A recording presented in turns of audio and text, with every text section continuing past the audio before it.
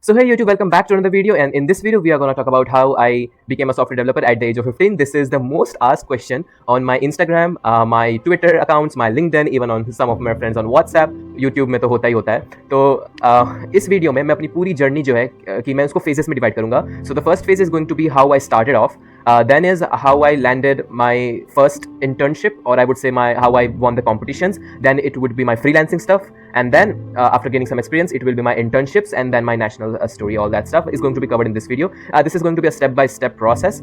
So let's start. What was my motivation? Why I came into this field is just a quick story. मैं बैठ के PUBG खेल रहा था, तो सबका वहाँ से बर्बाद होना स्टार्ट होता है लाइफ. मेरा वहाँ से स्टार्ट हुआ था. तो मेरे पापा ने मुझे एक चीज़ बोली जब मैं गेम खेल रहा था कि तुम खेलो मत, तुम ये बनता कैसे है इस पे ज़्यादा ध्यान दो. तो पापा ने मेरे को कुछ डांटा नहीं, वो मैं उसके बाद भी PUBG खेल रहा था, पर मेरे को ये बात लग गई कि हाँ यार ये बनता कैसे है, कि मैं भी क्या ये बना सकता हूँ. तो वहाँ से जो है then my research started. So then I searched all about on Google how to make games and how all that stuff. So I came across this video of Tanmay Bakshi, who was a developer at that time, really young developer of I guess 15 to at that time when I was 11 or 12 years old. He was 15 or 16 years old. I don't know the exact age.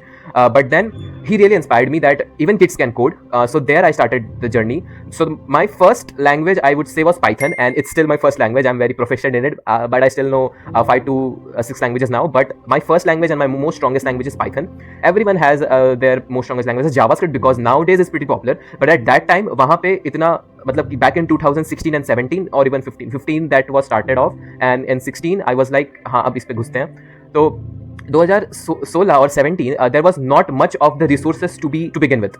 The most possible way I could learn all of this thing is through documentation, because there was not much YouTube videos out at that time, and even this advanced concepts such as computer vision, AI was not that popular at that time. So the most popular thing at that time was web development, app development, and it was like little bit of augmented reality, because at that time OpenCV was released. So many of making were like this drum games, etc., interacting with computer and all that stuff. So I feel really inspired that you can imagine the things and you can code it, and then you can turn that imagination into reality. So that was the click that I got, and that was my going motivation. So my first language was Python. It was Python because when I searched what is the best programming language, Python came up, and my motivation was games. So I searched what is the best programming language to make games. At that time, fortunately और unfortunately, fortunately है क्योंकि अगर C# बोल देते तो शायद मैं Python programming में कभी नहीं घुसता, क्योंकि C# इज लाइक मतलब स्टार्टिंग में for 11 year old kid C# and Java is like way too much load on brain. So fortunately Python came up, and then I learned this, and I was like, you can just type print hello world and computer is gonna say hello world. You can do different types of addition, multiplication, all that stuff. Then after clearing basics I use this thing called Codecademy. I don't know it's that popular now or not, but I use this thing called Codecademy. If you want I could link all the description, but it's pretty old. You don't need to go through this Codecademy now, but yeah, I use that because at that time there was no Python tutorials. At that time it was still Python 2, I guess. Like Python 3 was newly released, but it was still Python 2, which was most people writing. So but I learned Python 3 at that time. So it was a transition phase for Python. Then the 2018 was the time when I learned this, like 1 year तो उसी में चला गया schools में, और कुछ competitions थे, तो मैं भी आगे बताऊंगा competitions क्या थे. So then I started to develop games using Pygame. This is the most popular library on the internet for making games using Python. So documentation से मुझे सीखना पड़ा था, क्योंकि Pygame में आई थिंक वहाँ पे बस एक ही यूट्यूब चैनल जो सिखा रहा था वो था the new Boston. He is a legendary. अगर आप थोड़े से पुराने टाइम्स, मतलब उतना पुराना नहीं है, 2-6 साल ही हुए हैं शायद अभी तक, तो अगर आप थोड़े से पीछे जाए तो न्यू बॉस्टन जो है वो सबसे पॉपुलर यूट्यूब का चैनल था, in which people use to come and learn to code. But at that time the documentation was really trash, and documentations are trash still now.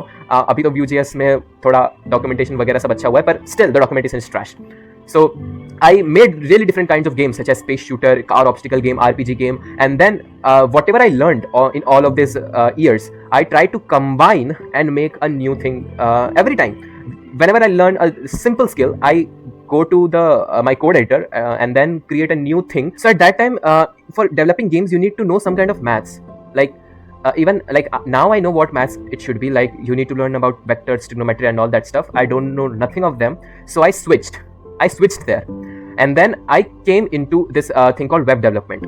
So that was the time I was first time exposed to this thing called web development. So the moment I got in, everyone was saying like तुम्हें HTML, CSS, JavaScript, React.js, Angular ये सब सीखना पड़ेगा. And I was like, what? Like I knew only one language which was still not that strong, and you told me like HTML is not a programming language. वरना सब comments लिखेंगे dude HTML programming language नहीं. I know it's a markup language, पर उस time मुझे क्या पता था कि ये markup है कि cascading है कि क्या है. So I was like, how I'm going to learn all these 3 languages at once to develop a single website that no one is going to be watching. So then I tried. I thought let's give it a try. So it was pretty easy to be honest. Like HTML is like nothing. CSS में थोड़ा थोड़ा लगा. JavaScript में पूरा दिमाग उड़ गया. So then in 2000, this is the clip from 2017. This is me, and I was writing React.js code. So at that time, I was not learning JavaScript really well. Like I have no experience with JavaScript, but by using some tutorials, I know that if we want to do this, we have to write this. So that was my thinking at that time. Like अगर मुझे button को add करना है तो मुझे ये code लगेगा, तो मैं उसको याद कर लेता था. तो ऐसे करके थोड़ा थोड़ा कोडिंग में इंटरेस्ट जगा, क्योंकि अब तो लॉजिक पता चल गया कि बटन में तो ऑन क्लिक करो तो ये फंक्शन कॉल बैक होता है, रेफरेंस ही पास कर सकते हैं, तो रेफरेंस पास करेंगे तो फिर उसको अलग से कॉल करना पड़ेगा, ऐसे करके. बट एट दैट टाइम दिमाग नहीं था. So the key takeaway for this long session is that you need to be experimenting a lot, you need to be exploring a lot to be indulge in to this field, because इस फील्ड में infinite learning है. हर साल कुछ ना कुछ नया आएगा, आपको वो सीखना पड़ेगा. मतलब अगर वो अच्छी चीज़ है तो अभी जैसे कंपनीज जो है वो अडॉप्ट करने में थोड़ा, क्योंकि टेक स्टैक 2-2 लाख लाइन का होता है, 12 लाख लाइन का होता है कुछ टेक स्टैक्स, तो फिर अगर उसमें हम देखेंगे कि अब इस लैंग्वेज में ट्रांसलेट करना है तो उसमें बहुत टाइम लग जाता है. But if there is a technology that is making your life easier, then you need to learn it. And that is the best part of this programming field, is that आप कभी भी ऐसा नहीं होगा कि आप आउटडेटेड हो. अगर आप हर वक्त कुछ ना कुछ सीख रहे हो. पोस्टग्रेस हो गया, लाइक अभी नया में क्या आ रहा है, फ्लटर. रिएक्ट नेटिव अच्छा था, अभी भी अच्छा है, पर अगर देखें उसको फ्लटर से कंपेयर करें तो Flutter is much more faster, like 3 to 4x times faster than react native because of the JavaScript bridge. पर अगर जावास्क्रिप्ट ब्रिज हटता है तो फिर आपको वापस सो मैं ये नहीं बोल रहा कि फ्लटर, मैं बस ये बताना चाह रहा हूँ कि इस फील्ड में अच्छा बुरा इसमें नहीं होता. All depends on the use case. Python अगर बोले तो गेम डेवलपमेंट के लिए एकदम बेकार है, पर अगर वही बोले web backend development, AI stuff and all those things, python is the go to choice for all computer scientists and even data scientists. पर अगर गेम डेवलपमेंट की बात करें तो पाइथन उस चीज के लिए नहीं बना है, तो आप उसको यूज नहीं कर सकते. तो यहाँ पे कोई खरा या बुरा नहीं है, it's all about the preference कि वो उसका यूज केस क्या है. तो आपको यहाँ पे बहुत सारी डिफरेंट चीजें सीखनी पड़ेंगी, क्योंकि पाइथन में भी वेबसाइट डेवलपमेंट कर सकते हैं पर कोई करता नहीं है, लॉजिक नहीं है. क्योंकि HTML और CSS और जावास्क्रिप्ट में you can build much better things, fast, efficient, that has no load in this web browser. But Python में अगर वही वेब ब्राउजर में डाल दिया तो थोड़ी सी एप्लीकेशन को रन करने के लिए यूजर को बहुत सारा वेट करना पड़ेगा, क्योंकि सॉफ्टवेयर हम बनाते हैं इसलिए ताकि एंड यूजर जो है उसको आराम से यूज कर पाए. अगर यही यूट्यूब में आप वीडियो देख रहे हो, अगर इसी वीडियो में ऐसा घूमता रहेगा तो आप देखोगे क्या. तो इसी में ये सॉफ्टवेयर डेवलपमेंट की फील्ड आ जाती है. नेक्स्ट की तरफ बढ़ते तो फेज 2. अब मैंने इतने सारी चीजें सीख ली. मैंने वेब डेवलपमेंट सीखा, मतलब मैंने HTML सीखी, मैंने Django सीखा. उस time most popular preference for beginners was flask, but I started with Django because मेरे को उसका स्ट्रक्चर थोड़ा अच्छा लगा, कि मेरे को थोड़े से, क्योंकि सबको लगता है कि Django में ज़्यादा कोड लिखना पड़ता है पर उसमें थोड़ा कोड कम कोड लिखना पड़ता है. तो ये भी एनालिसिस आपको करनी पड़ेगी कि कौन सी टेक्नोलॉजी स्केलेबिलिटी के wise, scalability in the sense कि जब एप्लीकेशन बढ़ेगा तो उसके लिए कौन सी जो फ्रेमवर्क्स या टूल्स आप चूज कर रहे हो वो अच्छा होगा. तो ये था फेज 2. अब मैंने सीख लिया कि हाँ अब मुझे ये सब बनाना आता है, तो मैं इसको टेस्ट कहाँ करूँ. तो अब टेस्टिंग के लिए आपको कॉम्पिटिशन्स में जाना पड़ेगा. अभी कॉम्पिटिशन्स बहुत सारे होते हैं, आप नेट पे सर्च करोगे कॉम्पिटिशन्स ही कॉम्पिटिशन्स मिलेंगे. पर मेरा जो पहला कॉम्पिटिशन था वो था गूगल कोड टू लर्न, और मैं उसमें जीत गया. ऑल ओवर इंडिया में ये होता है, सारे स्कूल्स पार्टिसिपेट करते हैं इसमें. तो इसमें जो है क्लास 6 से लेकर क्लास 12 तक पार्टिसिपेशन होता है. अलग अलग ग्रुप्स बनते हैं और उन ग्रुप्स में ऑल ओवर इंडिया से 14 बच्चों को सिलेक्ट करते हैं. तो फॉर्चुनेटली इसमें मैंने मेरा पहला लैपटॉप जीता था, क्योंकि तब तक मेरे पास बस कंप्यूटर था. अभी मेरे पास लैपटॉप था और कंप्यूटर में 2 GB रैम था, इधर 6 GB रैम था. तो मुझे अभी मुझे सीखना था एंड्रॉइड डेवलपमेंट. तो मैंने एंड्रॉइड डेवलपमेंट की तरफ थोड़ा घुसना चालू किया कि हाँ इसको कैसे करते हैं. अभी मैं आगे बताऊंगा कि मैंने जो इंटर्नशिप की वो कितनी रैंडम थी. And then I won again a competition which was inspire about by department of science and technology. तो नेक्स्ट थिंग कि ये अभी मुझे समझ आ गया कि हाँ स्कूल लेवल पे मतलब अभी कॉम्पिटिशन जीते जा सकते हैं. पर जो मेन प्रॉब्लम था वो ये था कि at school level there is not much students in new computer programming. So defeating those in school level is not big of achievement. मतलब कि स्कूल लेवल पे all over India most probably 100 बच्चे होंगे या फिर आई वुड से मोर होंगे that new skills such as data science, web development, all that stuff. So I want to go in that phase in which people actually knew what they were doing. So then I started competing amongst the college students. So in college students, I got my first opportunity in Xavier Institute of Technology, in which all over Mumbai, Mumbai is a big city to be honest. So all over Mumbai, schools were many different schools were called upon, many different colleges were called upon, and school and colleges का एक मतलब ऐसा नहीं है कि schools और colleges के बीच में था, मतलब सारे थे. If schools want to participate they can come, if college want to participate they can come, and that was a project hackathon. मतलब कि आपको वहाँ पे एक प्रोजेक्ट बनाना है और वो उसके चार्ट्स वगैरह तैयार करने हैं, कैसे काम करता है वगैरह वगैरह. So I started developing a website called, it was a blog, Reddit, and you have heard about Quora. It was a clone of Reddit and Quora with a different concept and some additional features, in which all programmers can come. Like at that time it was like Stack Overflow का, उस time Stack Overflow popular था, पर it was like Stack Overflow in Facebook format. So that was my like अभी Facebook पे बहुत सारे group बनते हैं जहाँ पे आप हेल्प मांग सकते हैं. तो it was that kind of platform in which you can come and seek help. At that time I was in 7th, and these are CEOs and chairman of 2 big companies in Mumbai. I don't really remember the name of those 2 people and even the company, but at that time among all college students I won the 2nd prize for my project InnovaSync. And as you can see I have all my, and even I prepared 2 projects at that time, so I think that was my game winning, because everyone was developing a website, but at that time no one was developing in computer vision, and I developed an application which was an attendance, like you can come over to the camera and it will take attendance in a very short time. So that was the kind of application that I developed. So this was like for the attendance, and this was for my application and website. So I prepared 3 projects. One was the application, one was the website application, which application in the sense mobile app tha. Second was the website, and third was my computer vision application. So computer vision alag tha, par mobile and application was connected to the same backend. So that was all the things that I made. So तभी इतने सारे पन्ने जो है पड़े हुए यहाँ पे. So this is my explaining and my award ceremony. Okay, so this was I think it was sponsored by Capigami. I don't know how to pronounce that name, but I think that was it. So the key takeaway till here is like apply what you have learned and participate in the competition to test it. ऐसा नहीं था कि मैंने सारे competition जीते, उससे पहले बहुत सारे ऐसे कॉम्पिटिशन थे जहां मैं हारा भी हूँ, मिजरेबली हारा हूँ, क्योंकि सबको प्राइज मिला, मुझे कुछ नहीं मिला. तो ऐसे बहुत सारे कॉम्पिटिशन हुए थे जिसमें मैं हारा, but then you will gain enough experience like how to present. Like मैंने भी देखा था कि लोग प्रेजेंट कैसे कर रहे हैं, मुझे प्रेजेंटेशन आता नहीं था, तो मैंने देखा कि प्रेजेंट कैसे करते हैं, how to speak in front of this people, what technology terms you have to use such as computer vision, face marking, landmark marking and all that stuff. So then what you have learned, you have to participate and test it. Now this was the phase 3, and the phase 3 was joining communities and taking and sharing knowledge. So इस phase में क्या था, मुझे पता था कि मैं करना, क्योंकि अब इस टाइम तक मुझे एक्सपीरियंस हो गया था एंगुलर में. मैंने रिएक्ट के बाद एंगुलर चूज किया, मुझे एक्सपीरियंस हो चुका था एंगुलर के अंदर, मुझे एक्सपीरियंस हो चुका था जैंगो के अंदर. I know how to write HTML CSS. JavaScript अभी भी थोड़ा वीक था, पर एंगुलर में क्या होता है कि आप एंगुलर वे में चीज़ें करते हो, तो मुझे एंगुलर के सारी चीज़ें आती थी. ES6 उतना स्ट्रॉन्ग नहीं था अभी तक.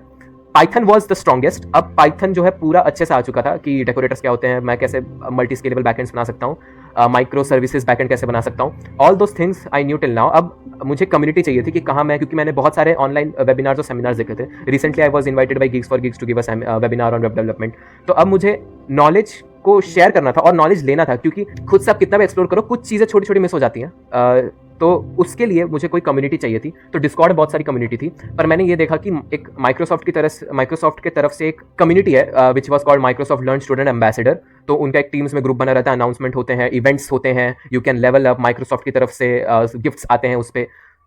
तो ऐसे बहुत सारी चीज़ें माइक्रोसॉफ्ट के अंदर थी. तो इसमें मैं बता देता हूँ एप्लीकेशन का प्रोसेस कैसा होता है. इसका एप्लीकेशन शायद निकलता है या फिर हमेशा खुला रहता है, नहीं, फॉल ऑफ आई थिंक जून या जुलाई में ऐसा कुछ होता है. तो आपको इसमें जो है अपना डिटेल्स वगैरह सब भरना होता है. Then you have to submit the application. After that only few of applications that have gone into this Microsoft based on your essays and etc. It's just like an admission process कि कुछ लोगों को वो select करते हैं 1 साल में और फिर दे लेवल अप. तो कुछ एप्लीकेशंस आपको जो है वो छाटे जाते हैं. सो आई वॉज मुझे इसमें सिलेक्ट कर लिया गया था. तो मैंने देखा कि कम्युनिटी बहुत ऑसम है, आपको बहुत सारी चीज़ें मिलती हैं, आपको रिकॉर्डिंग्स मिलती है अगर कुछ बहुत अमेजिंग टेक वाला कुछ हुआ है तो. फिर था गूगल डेवलपर स्टूडेंट क्लब. अभी GDC जलंधर में एक इवेंट हुआ था LPU यूनिवर्सिटी में. आपको कॉन्फ्रेंसेज में जाने चाहिए. जो अभी मोस्ट पॉपुलर भी कौन सा कॉन्फ्रेंस चल रहा है, अगर आप बोले तो Web3 जो है अभी नया आया है, ब्लॉकचेन टेक्नोलॉजी. तो आपको ऐसे Web 3.0 के कॉन्फ्रेंसेज में जाने चाहिए. वहाँ पे आपको बहुत सारे डेवलपर्स ऐसे मिलेंगे जो बहुत एक्सपीरियंस है, क्योंकि Web 3 में जो जा रहा है उसका मतलब ये है कि उसको Web 2 अच्छे से आता है. Web 2.0 इज HTML, मतलब उसको वेब डेवलपमेंट अच्छे से आती है. Next is gigs for gigs, और ये जो कम्युनिटी है ये भी बहुत औसम है। आप इस पे वेबिनार सेमिनार्स आते रहते हैं, आप इस पे स्पीक भी कर सकते हो अगर आपके पास अच्छा खासा टैलेंट है तो। So this is the phase everyone is waiting for, which is my freelancing stuff. तो मैंने इसमें कैसे क्लाइंट जो है एक्वायर किए थे, तो back in 2000 I was like in 13th, like I was in 8th and में मैंने पहला अपना क्लाइंट जो है वो एक्वायर किया था। It was an American based client. उसने मेरे को like it was through freelancer.com। तो मैं बता देता हूँ कहाँ से मैंने एक्वायर किए थे, एक सेकंड। तो वो था freelancer.com, upwork.com, Fiverr, ये 3 प्लेटफॉर्म थे। तो फ्रीलांसर से मैंने स्टार्ट किया था, उधर से क्लाइंट लिए, और then in Upwork also there was some of the clients, but Upwork वाले में मैं उनका काम कंप्लीट नहीं कर पाया था क्योंकि थोड़ा बड़ा था, तो और स्कूल मैनेज करना था साथ साथ। बट फ्रीलांसर वाले जो 3 क्लाइंट्स थे, they were giving back to back offer कि अब ये बना दो, अब ये बना दो, अब ये बना दो, और उनके काम जो है बहुत डिसेंट होते थे। मतलब डिसेंट इन द सेंस कि मेरे एक्सपीरियंस के मुताबिक, और जो मेरे पास टाइम बचा रहता था स्कूल के बाद, उसमें वो जो काम था वो फिट हो जाता था, क्योंकि वो काम इतने बड़े बड़े नहीं होते थे। एक को एंड्रॉइड एप्लीकेशन बनानी है छोटी सी, किसी को वेबसाइट बनाना है, लैंडिंग पेज, किसी को डिज़ाइन का काम चाहिए। तो आई वॉज लाइक इन, मैं वो छोटे छोटे जो चीज़ें थी वो करता था। Next was Upwork. अपवर्क में एक बहुत बड़ा प्रोजेक्ट मिला था मुझे, ओला का क्लोन बनाना था, नहीं ओला नहीं, OLX का क्लोन बनाना था विद देयर कॉन्सेप्ट। मैं बना रहा था, हाफ वे डन हुआ, माइलस्टोन कंप्लीट हो गया था।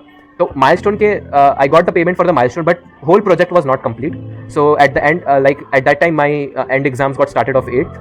So that project got completed by another developer, but half of the project was completed. Next was Fiverr. Now this is the platform in which most of the work came from. Like इस platform में आप अपना package decide करते हो और लोग आके बोलते कि अब लाइक लोग सिलेक्ट करते हैं। यहाँ पे उल्टा हो रहा था, like I have to go and tell them कि मैं ये काम कर सकता हूँ, पर यहाँ पे लोग बोल रहे थे मुझे आके कि मुझे ये काम करवाना है। तो ये वाला जो प्लेटफॉर्म था ये काफ़ी कन्वीनियंट था। इसमें एक चैलेंज बहुत ज़्यादा फेस होता है, कि मेरे लिए फेस हुआ था, अगर आपके पास है तो कोई ज़रूरत नहीं है, कि यहाँ पे आपको जो है payment accounts, make sure that you have payments accounts, not just Google पे एंड पेटीएम, बिकॉज वो इंडिया में काम करते हैं, अब्रॉड भी कर सकते हैं। पर आई वुड सजेस्ट कि आप पेपल का एक अकाउंट बना लें, पेपल का, क्योंकि मैंने ये देखा है कि बैंक में ट्रांसफर वो लोग करते हैं, पर most of the clients of the US that I got, they were mostly paying through PayPal. Like most of them, जितने भी क्लाइंट्स थे वो सारे पेपल से पे कर रहे थे, rather than जिस Paytm, Google Pay, GPay and all those Paytm gateways, most of them was doing through PayPal. और पेपल में थोड़ा टाइम लग जाता है वेरिफिकेशन वगैरह करने में, लाइक 3 to 4 days। बट मैं ये सजेस्ट करूंगा कि पेपल का एक अकाउंट बना ले, फ्री ऑफ चार्ज होता है बस। पर पेपल में ये है कि आप जो अमाउंट चार्ज करते हैं उसका वो $2 काट लेता है। So if I am let's say getting $60, so I would get only $58। तो आप उसको ऐसा अमाउंट बोले कि जो कट किया है वो आपका real value. Let's say if I want to do a work of let's say $120, so then I would say that I need $125। सो वो कट के जितना भी कट कुटा के आना है वो आएगा 120 to 121 ऐसा कुछ डॉलर्स आता है। सो आई वुड सजेस्ट कि आप थोड़ा जो आपकी एक्चुअल कॉस्ट है आप उसमें जो टैक्स है वो जोड़ के बोलिए कि I will do this work in that particular amount. So that was again thing you have to remember.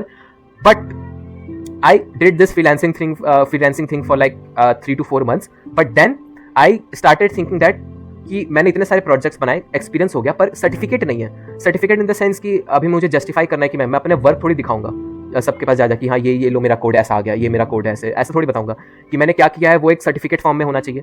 तो उस केस में मेरे पास मेरे सामने एक भैया रहते थे, उन्होंने बोला कि इंटर्नशिप एक चीज़ होती है जहाँ पे आपको इंडस्ट्री के अंदर काम करने का मौका मिलता है और आपको सर्टिफिकेट्स मिलते हैं। So then I started preparing for this internships thing, and also I started to be bit about DSA and all those things. So phase 5 was internships and contract work. तो मैं बताता हूँ, मैं बात कर रहा था कि मैंने इंटर्नशिप बहुत रैंडम थे। तो रैंडम इसलिए थे क्योंकि मेरा पहला इंटर्नशिप था एरिनस टेक्नोक्राफ्ट के अंदर, उसमें मैं सारा बैकएंड वगैरह संभाल रहा था, पर उसमें जो है एंड्रॉयड डेवलपर और फ्लटर मैं इसमें काम कर रहा था। जो मेरा सेकंड इंटर्नशिप था उसमें मैं डेटा साइंस फील्ड के अंदर काम कर रहा था, और जो मेरा थर्ड इंटर्नशिप था उसमें मैं फुल स्टैक डेवलपर के अंदर काम कर रहा था, जो कि वेब डेवलपमेंट। तो ये तीनों ही फील्ड्स एकदम अलग है। एंड्रॉयड डेवलपर भी लाइक एंड्रॉयड डेवलपर और web development somewhat similar, because की यूआई को ट्रांसलेट करना होता है, फीचर्स बनाने होते हैं, log in authentication. But data science field is like two of like बहुत दूर दूर है ये दोनों, एंड्रॉयड और फुल स्टैक से। But the best part of these 3 internships was I learned a lot. Like really you got to learn a lot, because एक महीने तक आप various different projects, team collaboration, ये सारी चीज़ें होती हैं, आप ये सारी चीज़ सीखते हो। कम्युनिकेशन, फ्रीलांसिंग में क्या था, आप बस चैट करो, हाँ भाई ये फीचर बन गया, ले लो, पेमेंट कर दो, हो गया काम खत्म। But in this field you get stipend. But then जो आपका फेज होता है कि मुझे यहाँ से कैसे इस टीम को अप्रोच करना है, ईमेल्स लिखते हैं, उसमें आपको कॉर्पोरेट वर्ल्ड देखने को मिलता है। तो बहुत सारी चीज़ें जो आपको इंटर्नशिप्स के थ्रू सीखने का मौका मिलता है। तो ये सारे इंटर्नशिप्स थे मेरे, और मैं बताता हूँ इंटर्नशिप्स का क्रैक होने का सिंपल सा फंडा क्या है, आपके जो प्रोजेक्ट्स हैं उनको शोकेस कीजिए। शोकेस कहाँ करना है, लिंक्डइन पे शोकेस कर सकते हैं। Then you can showcase it on this thing called like there are multiple different platforms. GitHub पे show कर सकते हैं and make sure that you deploy all the projects because for deploying it for, let's say if you don't want to scale it, there are multiple different platforms which do it for free. तो एक AWS का आप web server भी 12 months के लिए खरीद लोगे, then credit card change करके कर लेना। I don't know that's illegal और नॉट, बट या सो ये जो है आप इस चीज़ से भी कर सकते हो कि जितने भी चीज़ें इंटर्नशिप्स के लिए रिक्वायर्ड है वो है प्रोजेक्ट्स। अगर आपको स्टार्टअप में इंटर्नशिप चाहिए तो उसके लिए प्रोजेक्ट्स ज़्यादा प्रेफरेंस है, क्योंकि स्टार्टअप के पास आपको टेक्नोलॉजी सिखाने का टाइम नहीं होता। So at that case your projects are beneficial and little bit of DSA, but if you are targeting let's say big company such as Microsoft, in that case you need to learn about DSA and your projects are secondary. Your first preference is going to be problem solving. तो आपकी problem solving capabilities बहुत अच्छी होनी चाहिए if you want to target big companies such as Microsoft, IBM, Google, etc. But if you are going for a startup, let's say a mid-based startup also, your first preference is going to be your projects. तो projects जो है मैं ये बोलूँगा कि आपको कुछ ऐसे प्रोजेक्ट्स सेलेक्ट करने हैं, जैसे कि अगर आपने कोई चीज़ बनाई है, let's say using a YouTube tutorial, let's say एक यूट्यूब ट्यूटोरियल ने आपको टू डू लिस्ट बनाना सिखा दिया। आपको क्या करना है कि वो आपको बस एक टू डू लिस्ट बनाना आ गया, आपको उसने बता दिया कि हाँ टू डू लिस्ट में ऐड सब्ट्रैक्ट डिलीट कैसे करते हैं, but then what you have to do is आपको वो सारे चीज़ों को कंबाइन करके एक अलग तरह का, मतलब what I am trying to say, औकात के बाहर के प्रोजेक्ट सेलेक्ट करने हैं, ठीक है। मतलब कि ऐसे प्रोजेक्ट्स जो आपको चैलेंजिंग लगे, कि जैसे टू डू लिस्ट का एग्जांपल ले लेते हैं, आप उसको ऐसे मॉडिफाई कीजिए कि उसमें लॉगिन हो, ऑथेंटिकेशन हो, उसमें ड्रैग एंड ड्रॉप का फीचर हो, ऑल दोज थिंग्स। आपको जो भी आप सीखते हो उसको डेवलप करने की कोशिश कीजिए। अब आता है नेशनल्स का कॉम्पिटिशन।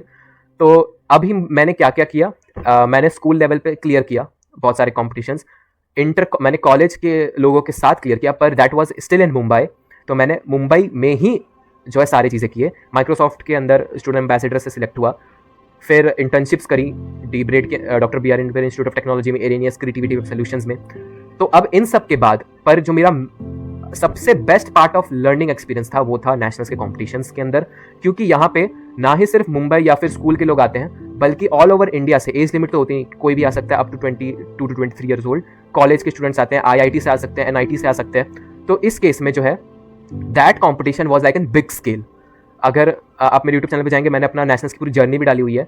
तो that competition was like really in big scale, because all over India से फिर लोग आते हैं सिलेक्ट होकर, नो रिस्ट्रिक्शन कि आप स्कूल से, कॉलेज से, आपके पास स्किल आप आ सकते हैं। यहाँ पे जो बेस्ट पार्ट था वो था कनेक्शंस। मैंने लोग इतने सारे देखे, मैंने इतने सारे टैलेंटेड लोग देखे, क्योंकि सारे कॉलेज के स्टूडेंट्स थे। तो मैंने ये देखा कि जितने भी स्टूडेंट्स आ रहे हैं उनमें बहुत अमेजिंग स्किल्स हैं, उनसे सीखा, ट्रेनिंग हुआ, वहाँ पे बहुत डेवलप हुआ।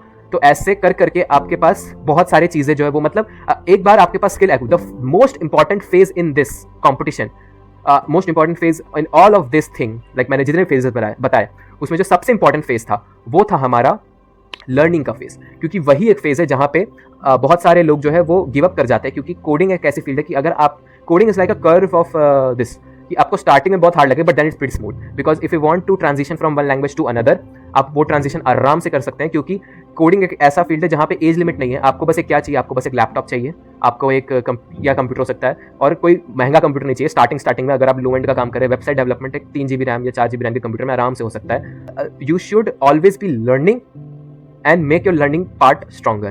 So that's the crux of this whole video, कि learn कर लिया, tests in the case कि आपको अपने knowledge test करनी, go to competitions, और competitions is like आप हारो या जीतो से फर्क नहीं पड़ता, आपको experience बहुत मिलता है, आपको exposure बहुत मिलता है, and there are multiple competitions running in Bangalore। आपको conferences में जाना, आप conferences में जाओ, क्योंकि conferences एक ऐसी चीज़ है जहाँ पे बहुत सारे developers मिलते हैं, आप उससे meet कीजिए, communication skills बढ़ती, communicate करने से बहुत सारी चीज़ें सीखने को मिलती है। क्योंकि like जो डिस्कशन होता है वो इज लाइक कि उस बंदे ने अपने बहुत सारी चीज़ें सीख के आपको एक क्रक्स दे रहा है। वो क्रक्स इज इंपॉर्टेंट, बिकॉज वो क्रक्स उसको शायद 8 महीने मिला होगा, वो आपको 8 मिनटों में दे रहा है। तो मैं यही बोलूँगा कि learn all this skills, then go in competitions, compete there, do internships, learn a lot, and yeah, so that's how I became a software developer at the age of 15. I will link all the resources down below.